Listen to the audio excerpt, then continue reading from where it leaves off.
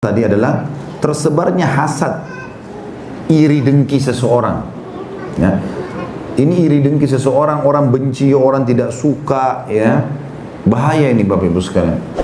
Kalau seseorang membiasakan dirinya cemburu, kenapa orang ini lebih cantik, orang ini lebih gagah, orang ini lebih kaya, orang ini lebih pintar, dia cemburu, maka itu namanya hasad, bahaya. Dalam Islam tidak boleh kita iri dan dengki. Kita boleh menjadikan prestasi orang lain sebagai pemicu kita mengikuti dia. Iya betul. Orang ini juara di kelas, saya ikuti supaya saya juga juara di kelas, gitu kan? Orang ibu itu pintar masak, lalu ibu ikutin dia supaya bisa pintar masak juga. Oh bapak itu prestasi itu, dia bisa sampai S3, sampai profesor, lalu dia ikuti langkahnya. Nah itu oke. Tapi kalau kita sengaja hasut dengan orang, nggak boleh. Ini nanti akan memunculkan penyakit namanya ain. Penyakit ain. Ain itu artinya matanya menjadi panas. Apa saja yang dia lihat dia bisa rusak. Perhatikan hadis Nabi SAW. Di antara hadis itu adalah hadis yang sahih riwayat Imam Muslim yang berbunyi, al-ainu haq, walau kana syai'un sabaqal qadara la sabaqathul ain. Ain itu benar adanya. Dan sekiranya ada sesuatu yang mendahului takdir, maka ainlah yang mendahuluinya. Juga kata Nabi SAW di dalam hadis yang lain dalam Sahihul Jami' disebutkan, Sahih Tirmidzi, kata Nabi SAW, aktsaru man yamutu min ummati ba'da qada'illahi wa qadari bil ain.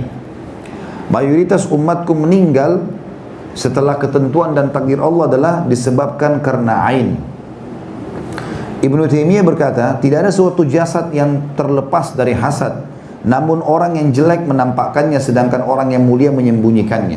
Artinya, kita mungkin tiba-tiba lihat orang, orang ini kok cantik ya, maka ada teori syar'inya.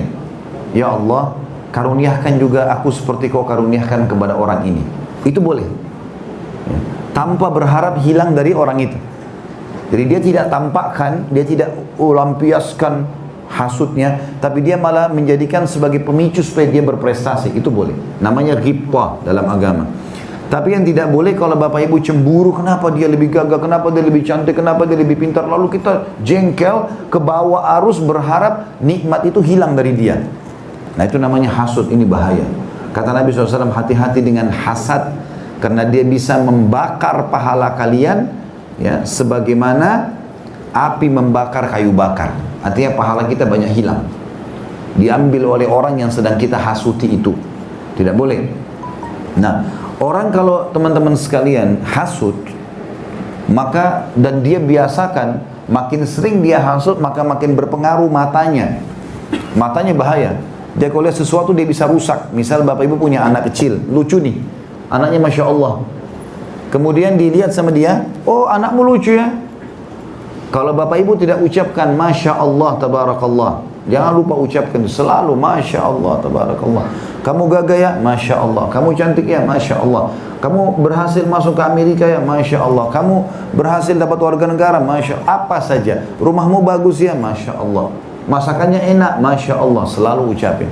Ini penepisnya. Jadi nggak jadi kena ain itu.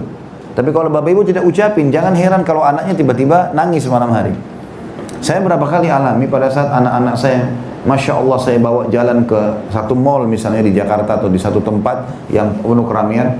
Kalau pulang, ya, itu sering kali begitu gelisah, nggak bisa tidur. Nanti saya bacain dulu beberapa ayat ruqyah, baru tidur. Memang ainnya orang, subhanallah, ya. Ada orang kadang-kadang hasut. Ini harus kita hati-hati darinya. Maka itu juga penyebab kenapa kita ruqyah syariah. Itu yang keempat. Yang kelima, juga banyaknya sarana-sarana yang menyebabkan jin mampu menguasai manusia. Seperti misalnya, banyaknya manusia menyia-nyiakan sholat, tenggelam dalam maksiat, syahwat dan kemungkaran. Ini sebenarnya membuat jin-jin tersebut merasa bisa masuk ke dalam diri manusia. Karena dia tidak bisa masuk ke diri yang beribadah. Jadi kalau bapak ibu sering ibadah, itu seperti rumah yang bersih sekali dan ada 10 sapamnya di luar. Nggak bisa security-nya ada, nggak bisa sembarangan orang masuk. Itu kalau jiwa orang yang ibadah. Kalau kita tidak ibadah, seperti nggak ada security, pagarnya terbuka, pintu rumah jebol, ya, semua orang bisa masuk. Seperti itu. Nah, kalau jiwa kita biasakan dengan kemaksiatan, teman-teman sekalian, terbiasa tiap hari rutin, dosa aja terus kerjanya. Ya gosip, ya gunjing, ya fitnah, ya apalah menipu, ya berbohong. Ini semua teman-teman seperti kita jebol-jebolin tembok kita sendiri. Orang bisa masuk. Sekarang kalau tembok rumahnya Bapak Ibu lagi jebol, maka kalau tidak ditempel, tidak ditutup, maka semua bisa masuk, serangga, hujan, udara dingin, segala macam. Seperti itulah jiwa, jadi hati-hati. Nah, ini butuh ruqyah syariah. Ini penyebab yang kelima kenapa kita butuh ruqyah syariah, karena ruqyah mengingatkan kita tentang membaca ayat-ayat Al-Quran, membaca doa-doa Nabi dari Nabi alaihi salatu wassalam. Kemudian penyebab yang keenam kata penulis adalah ruqyah syariah dan amal-amal soleh lainnya merupakan sebaik-baik jalan yang mengantar seseorang kepada kebahagiaan jiwa dan ketentraman hati. Saat ini banyak orang mengeluhkan penyakit-penyakit modern seperti stres, sedih, gundah, depresi dan lainnya. Obat yang paling mujarab untuk penyakit-penyakit di atas bagi penderitanya adalah ruqyah syariah setelah pelaksanaan kewajiban-kewajiban syariat dan taat kepada Allah. Jadi sebenarnya kalau stres, sumpah, ya, depresi itu bukan obat medis. Bukan. Larinya ke spiritual. Wudu, menghadap kiblat, sholat 2 rakaat, niat taubat kepada Allah Subhanahu wa taala. Istighfar. Coba jalankan 1 jam, setengah jam. Rasakan bagaimana ketenteraman jiwa. Baca Al-Quran. Ketenteraman jiwa. Itu obatnya. Bukan tambah jadi, tambah stres, tambah ke diskotik, tambah mabuk, tambah foya-foya, tambah zina, tambah jadi, tambah masalah hidupnya. Jadi seperti baju kita kotor, tambah dikotorin dengan najis, ya, maka tambah susah. Harus kita bersihkan dan kita sucikan jiwa itu.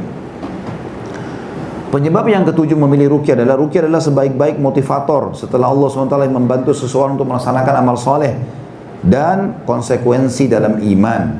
Betapa banyak orang yang merasa berat untuk melakukan ketaatan, sulit menunaikan sholat dan pada waktunya, melenceng dari hidayah, serta berlebihan dalam maksiat dan dosa. Sekiranya mereka dan orang-orang yang semisalnya mengikuti resep Nabi Muhammad SAW berupa ruqyah atau mendapatkan petunjuk dalam hal ini, tentulah mereka dengan izin Allah akan mendapatkan pertolongan.